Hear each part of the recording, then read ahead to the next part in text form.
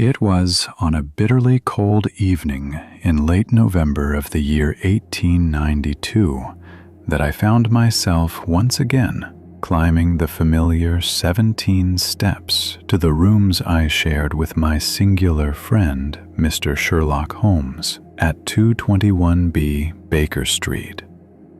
The fog had settled thick over London, and the gas lamps struggled vainly to pierce the gloom that seemed to press against every window and doorway like some malevolent spirit seeking entrance.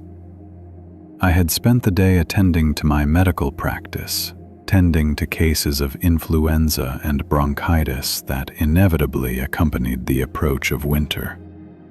My bones ached from the cold and damp, and I looked forward to nothing more than the warmth of Mrs. Hudson's fire and perhaps a glass of brandy before retiring for the evening. As I pushed open the door to our sitting room, however, I found myself confronted with a scene that immediately dispelled any thoughts of peaceful repose. Holmes was in his customary position, sprawled upon the sofa with his long legs stretched toward the fire, a pipe clenched between his teeth. The room was thick with smoke, and scattered across every available surface were newspapers, opened to various pages and marked with red pencil, in that aggressive manner that indicated his mind was working at full capacity.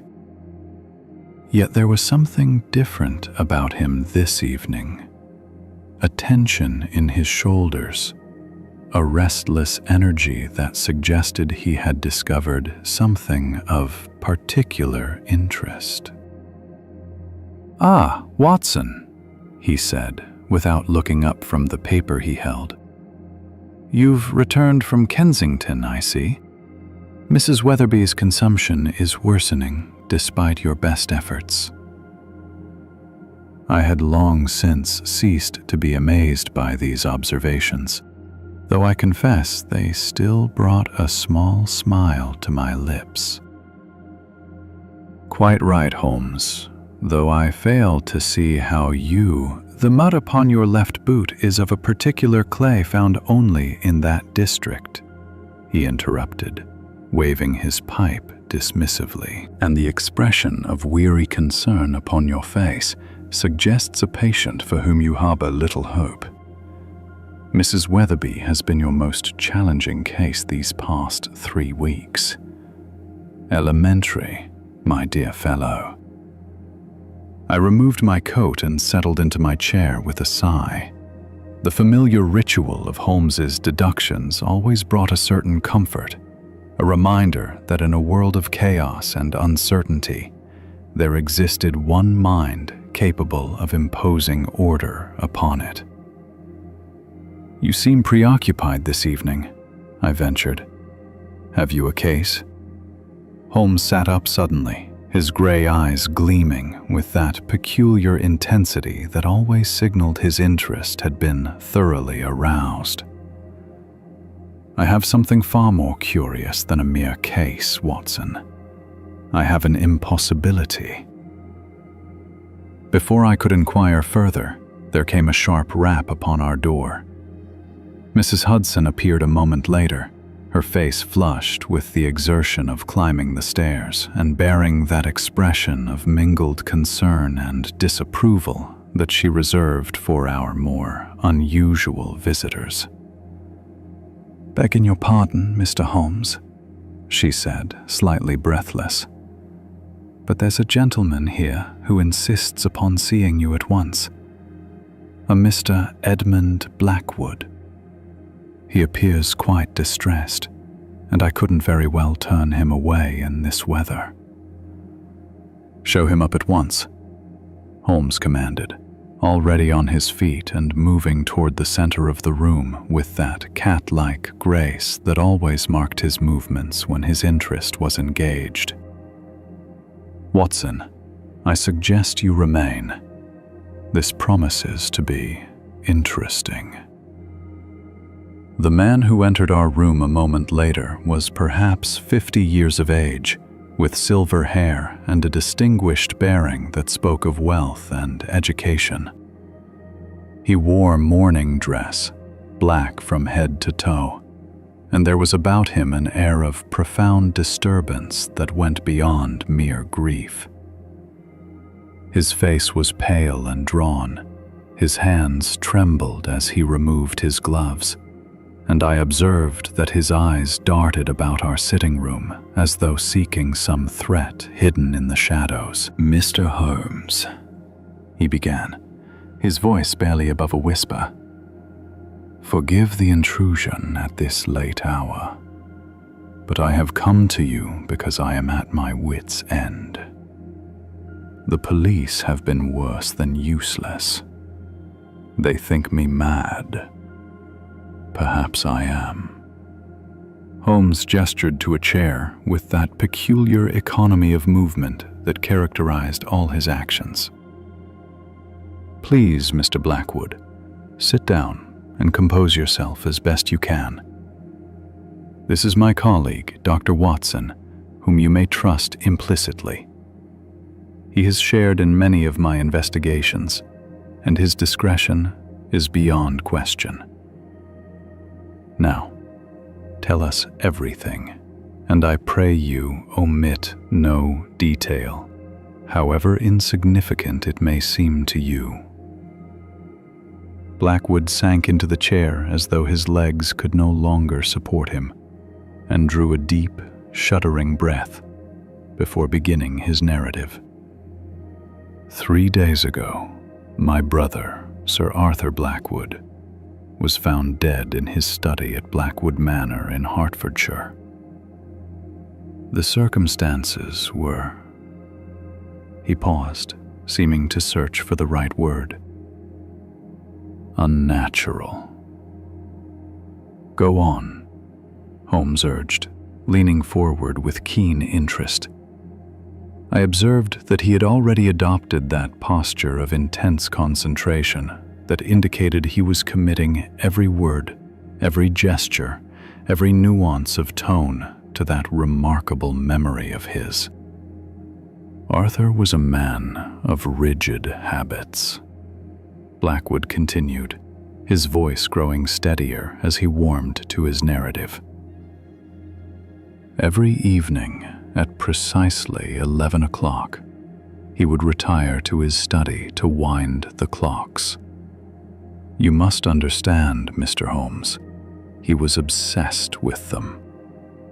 He had inherited our father's collection, some 23 timepieces in all, ranging from pocket watches to elaborate mantel clocks, and culminating in a magnificent grandfather clock that stood 7 feet tall in the corner of his study. It was his pride and joy, that clock. Our father had it specially commissioned from a Swiss master craftsman, and Arthur tended to it, as some men tend to their children. "And on the night of his death?" Holmes prompted, when Blackwood fell silent. "He followed his usual routine. I know this because I saw him enter the study myself. I was staying at the manor, you see, having come up from London 3 days earlier to discuss some family business regarding our late mother's estate. At 5 minutes to 11, Arthur bid me good night and entered the study.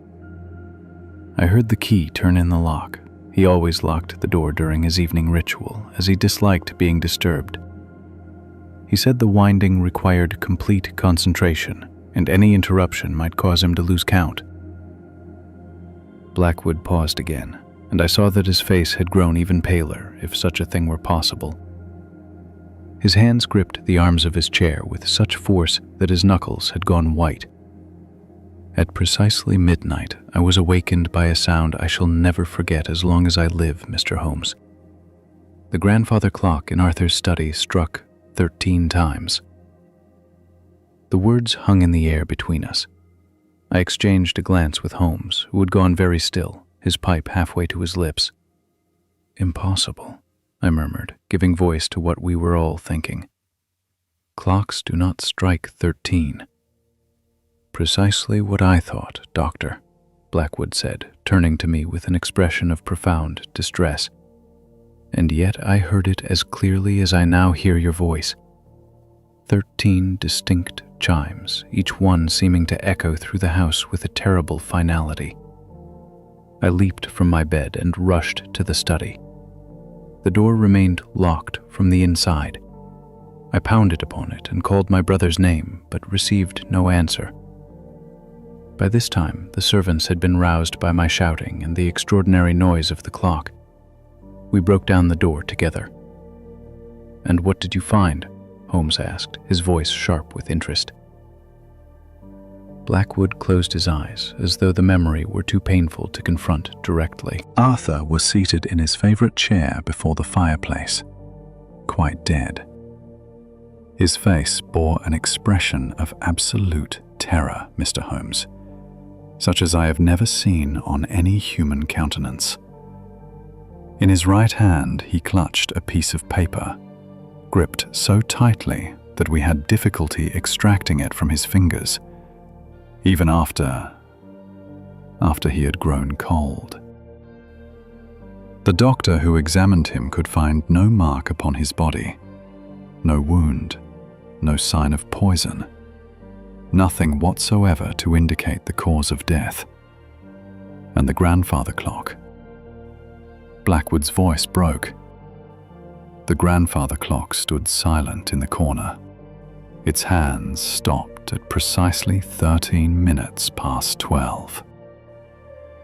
Holmes sprang to his feet with such sudden energy that both Blackwood and I started in our chairs. His earlier lassitude had completely vanished, replaced by that fierce vitality that always seized him when confronted with a problem worthy of his powers. "This piece of paper you mentioned, the one found in your brother's hand, what did it contain?" "Nonsense," Blackwood replied, reaching into his coat pocket and withdrawing a crumpled sheet. "Utter nonsense. A series of numbers and letters that form no coherent pattern. The police examined it and declared it meaningless. They have ruled Arthur's death to be from heart failure, brought on by natural causes, perhaps triggered by some sort of shock or fright." Holmes took the paper and studied it intensely, his eyes moving rapidly across its surface. I rose from my chair and joined him, peering over his shoulder at the mysterious characters. They were written in a shaking hand, as though the writer had been in great distress. 13 M T I X D R 7. "Yet you remain unconvinced of the police conclusion," Holmes said, looking up at Blackwood with piercing eyes. "Mr. Holmes, my brother was in perfect health. He was only 43 years of age and had been examined by his physician not 2 weeks prior. The doctor pronounced him fit as a man 10 years his junior. Arthur neither smoked nor drank to excess, took regular exercise, and had no history of heart trouble in our family. And then there is the matter of the clock itself. How does a clock strike 13 times? How does it stop at 13 minutes past 12? The entire mechanism would have to be deliberately altered. Yet Arthur was the only one with a key to that study, and he guarded it jealously. "Quite so," Holmes agreed, his eyes still fixed upon the cryptic message. "Tell me, Mr. Blackwood, had your brother any enemies? Any business rivals or personal antagonists who might wish him harm?" Blackwood hesitated before answering. Arthur was not an easy man to know, Mr. Holmes. He was secretive by nature, kept his own counsel, and had few intimate friends. But enemies? I cannot think of anyone who could have done such a thing, especially in a locked room with no means of entry or escape. Holmes began to pace back and forth across the room, his hands clasped behind his back, his brow furrowed in deep concentration. "Mr. Blackwood, I shall take your case. Watson, fetch your notebook and your service revolver. We leave for Blackwood Manor within the hour." "Tonight?" I protested, glancing at the window where the fog pressed thick against the glass. "But Holmes, it's nearly 10 o'clock, and in this weather." "Is precisely why we must go tonight," he interrupted, turning to face me with an expression of grim determination. "Every moment we delay, crucial details may be lost or deliberately obscured. Besides, a locked room mystery involving a clock that cannot possibly strike 13 is far too tempting to postpone until morning. No, Watson, we must strike while the iron is hot, as they say." Within the hour, true to Holmes's word, we were rattling through the fog-shrouded streets of London in a four-wheeler, bound for Blackwood Manor in the countryside, while Holmes remained sunk in thought, his chin resting upon his chest and his eyes closed. I knew better than to disturb him in such moments, for it was during these periods of apparent inactivity that his mind worked most furiously, sifting through facts and possibilities with that extraordinary analytical power that was his greatest gift. I found myself contemplating the strange circumstances of the case. A man dies of apparent heart failure, yet his face shows an expression of terror. A clock that, by all the laws of mechanics, cannot strike 13, does so anyway. A locked room with no sign of foul play, yet a dying message clutched in the victim's hand. What possible explanation could account for such contradictions? It was past midnight when our carriage finally turned up the long drive leading to Blackwood Manor.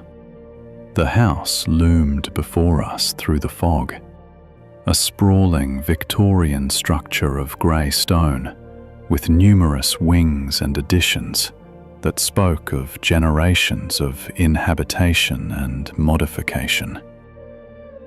Its windows were dark save for a few scattered lights on the ground floor, and the fog clung to the grounds like a shroud, making it impossible to see more than a few yards in any direction. Edmund Blackwood led us through the front entrance, past a nervous-looking butler who regarded us with barely concealed relief, as though our arrival might somehow set to rights the disturbance that had descended upon the household. We followed him down a long corridor hung with portraits of stern-faced ancestors, their eyes seeming to follow our progress with disapproving interest.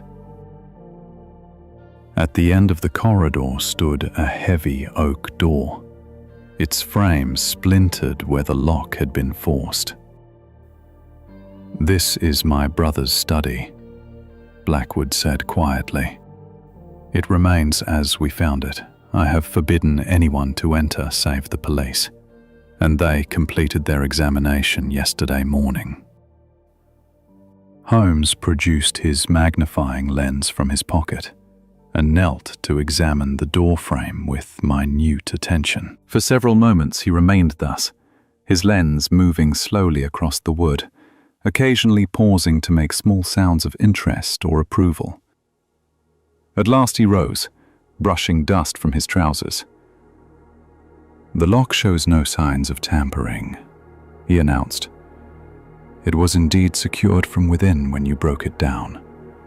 The damage is entirely consistent with being forced from without." He turned to Edmund Blackwood. "You said the key was turned when your brother entered." "Yes, I heard it distinctly. There is no possibility of error on that point." "And where is this key now?"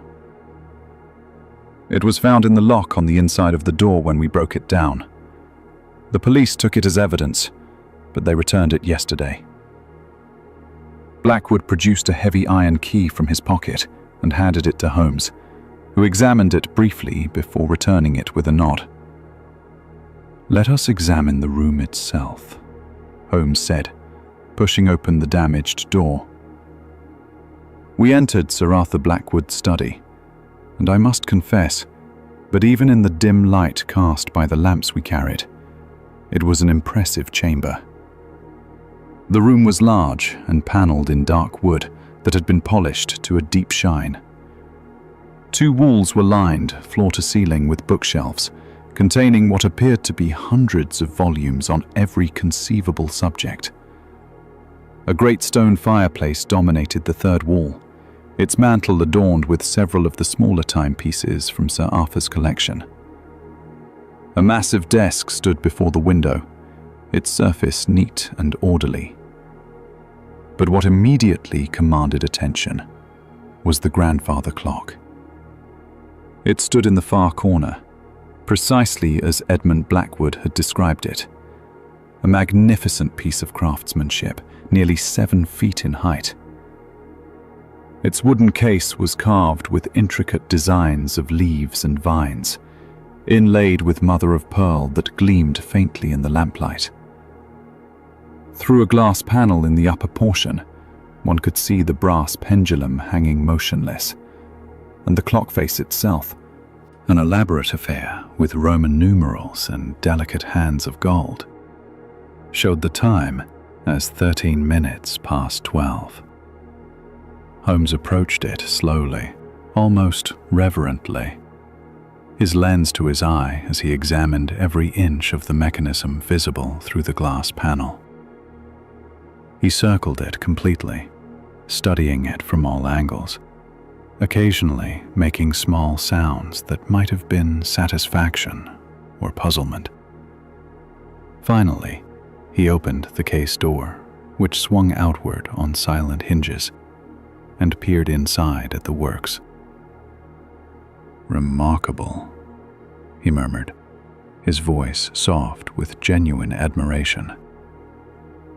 "Watson, observe the escapement here, and this modification to the striking mechanism. Very clever indeed. Whoever designed this was a master craftsman of the highest order." "You've discovered something?" I asked eagerly, joining him at the clock.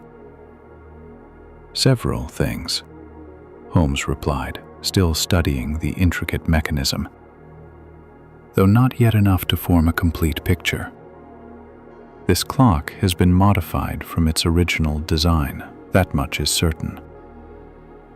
See here, this additional gear train that connects to the striking hammer? That is not standard Swiss clockwork. Someone has made alterations to the mechanism, and recently, I would say, judging by the relative cleanliness of these components compared to the rest." He closed the case and turned his attention to the rest of the room. For the next 2 hours, I watched as Holmes conducted his examination with that characteristic thoroughness that had solved so many seemingly impossible cases. He studied the windows, both of which were locked from the inside with no sign of tampering. He examined the fireplace and chimney, which proved far too narrow for even a child to climb through.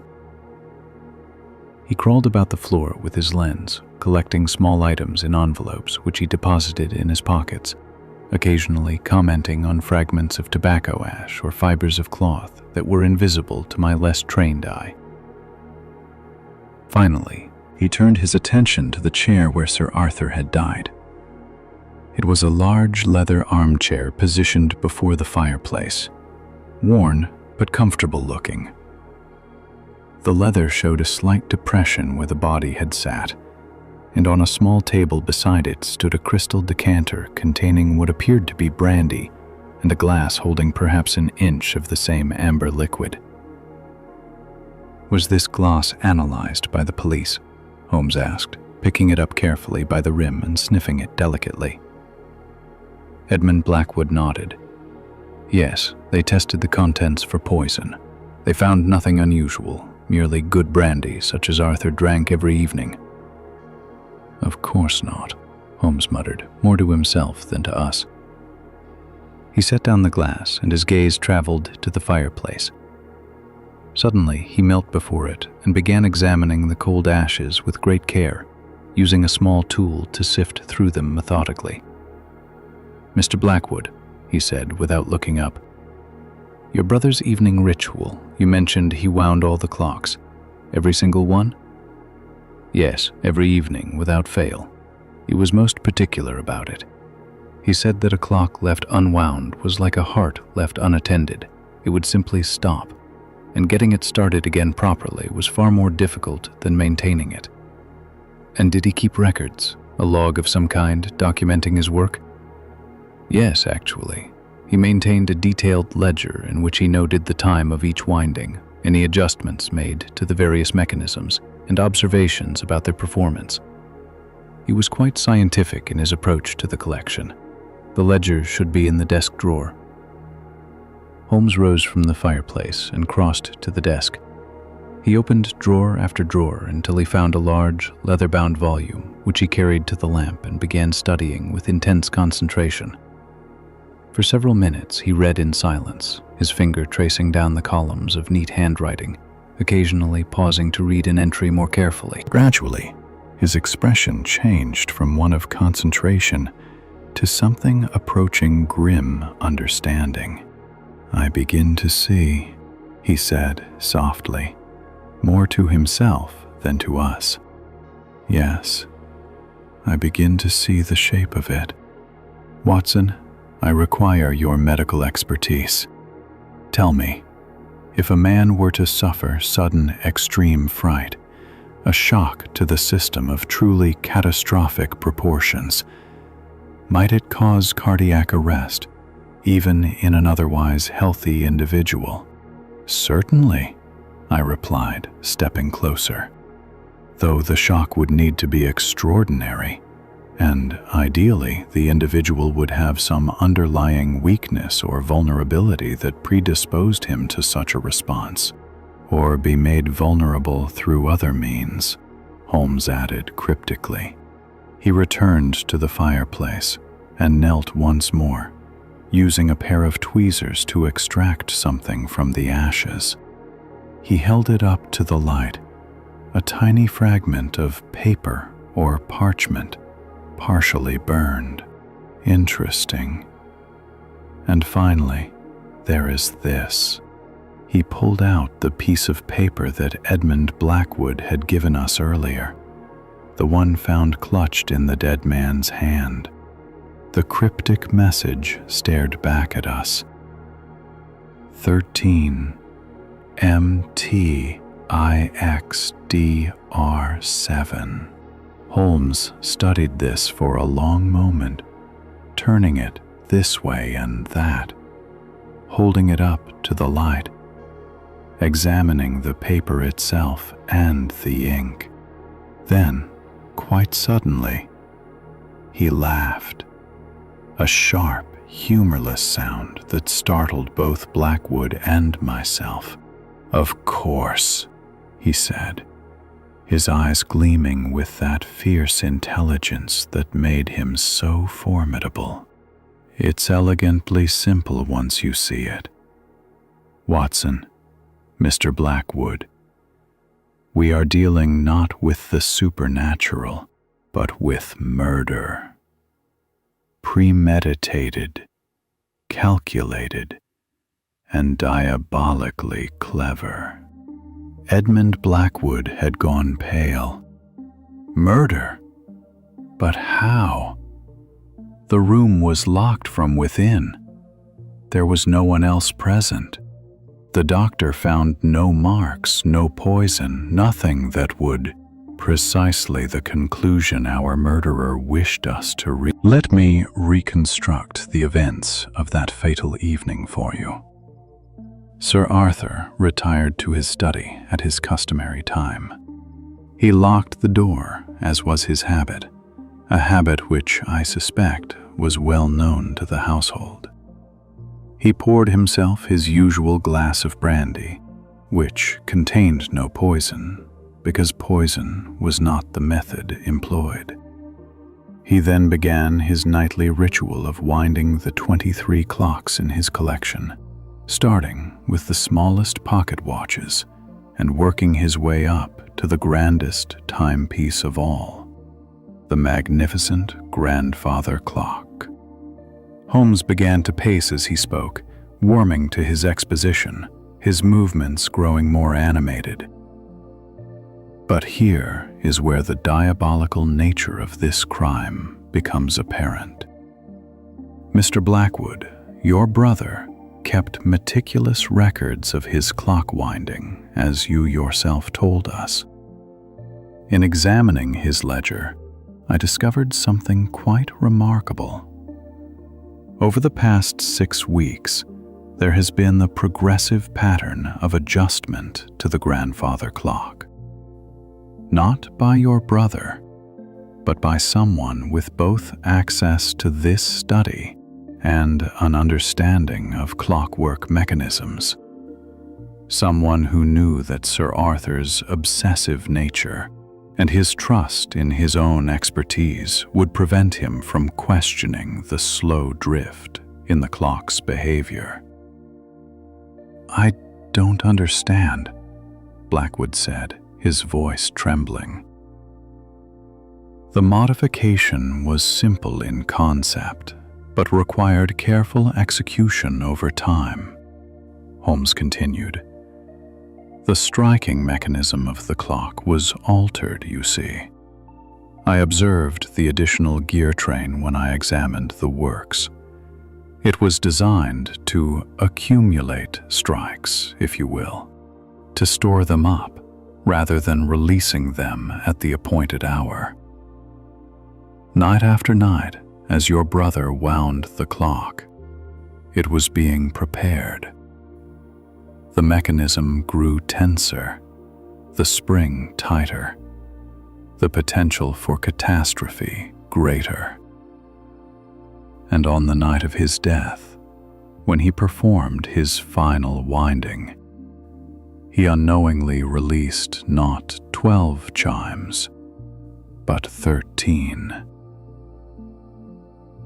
"But surely," I interjected, unable to contain myself, "a single extra chime couldn't—" "Ah, but that was not the only element of this crime, Watson," Holmes said, turning to me with an expression of grim satisfaction. "Do you recall I asked you about shock and heart failure? Consider what I found in the fireplace." He held up the tiny fragment of partially burned material.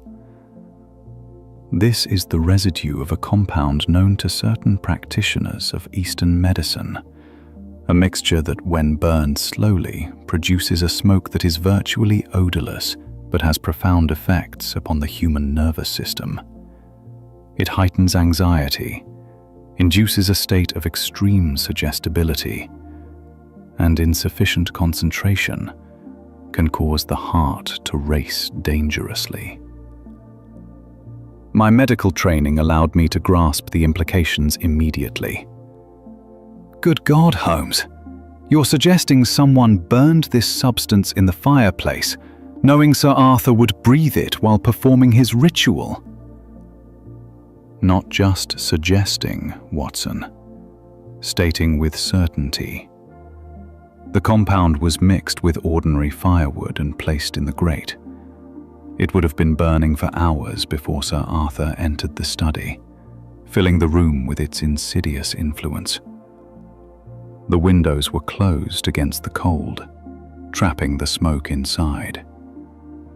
By the time he locked himself in for his nightly routine, his mind was already in a heightened state of anxiety and suggestion. His heart was already racing, his nerves already frayed.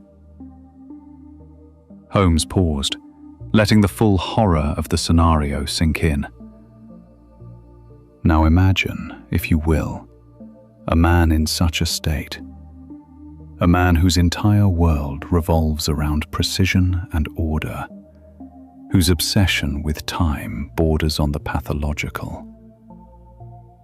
He completes his winding ritual, sits down in his chair for his customary glass of brandy, and then, at the stroke of midnight, his grandfather clock, the pride of his collection, the one thing in his life he considers absolutely reliable, strikes not 12 times, but 13.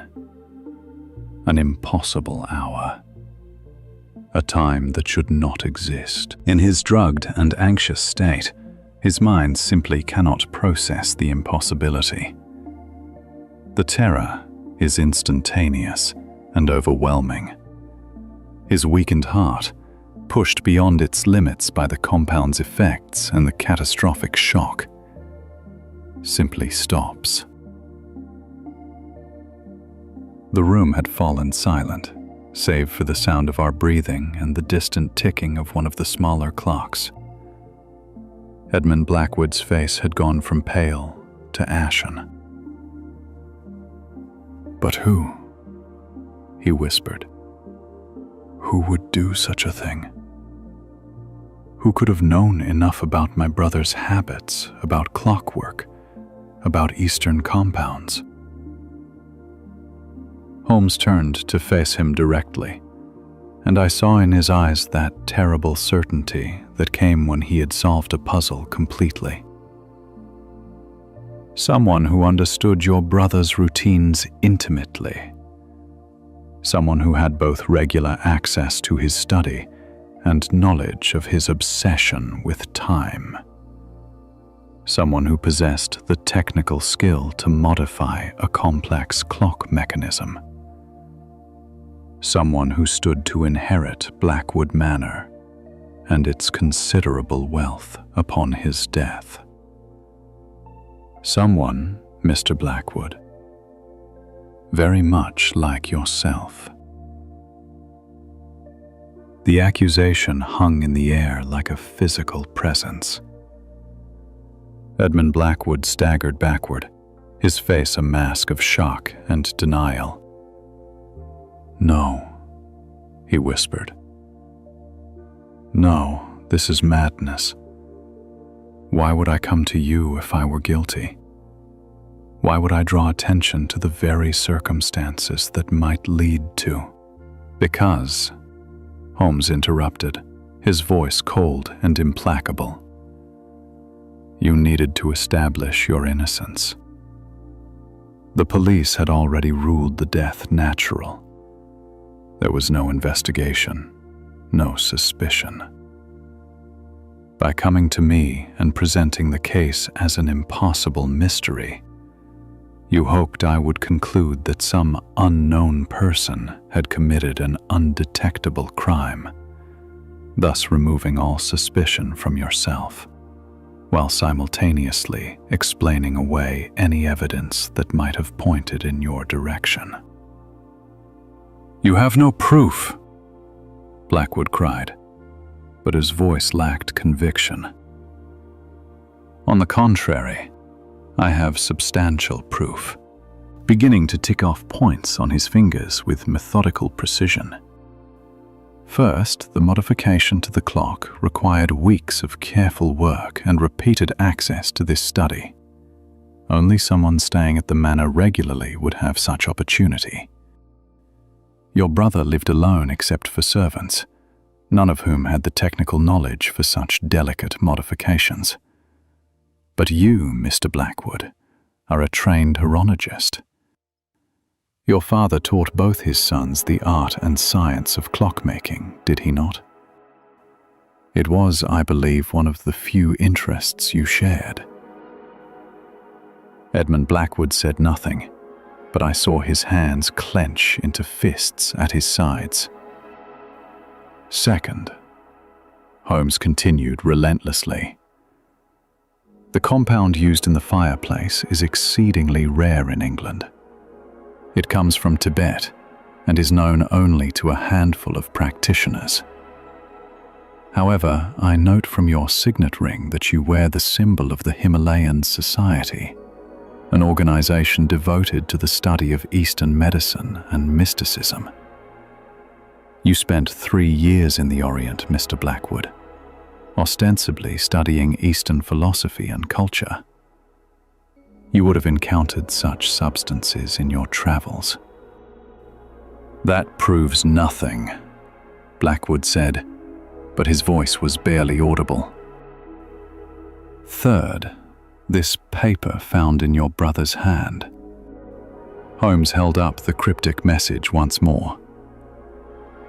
You dismissed it as nonsense, but it is nothing of the sort. It is a dying man's accusation, written in the last moments of consciousness as he realized what had been done to him. 13. The impossible hour. The sign that alerted him to the truth. M for murder. T, perhaps for time, or for the instrument used. But it is the remaining letters that seal your fate. 9. D. R. 7. These are not random characters. They are Roman numerals. And if we convert them, we get 9,500, 107. Rearranged and translated, they spell a name. Driver. Or rather, they represent one word, but his strength failed him before he could complete the word. The message is clear. 13. Murder. Time. Brother. An accusation of fratricide committed through manipulation of time itself. For a long moment, no one spoke.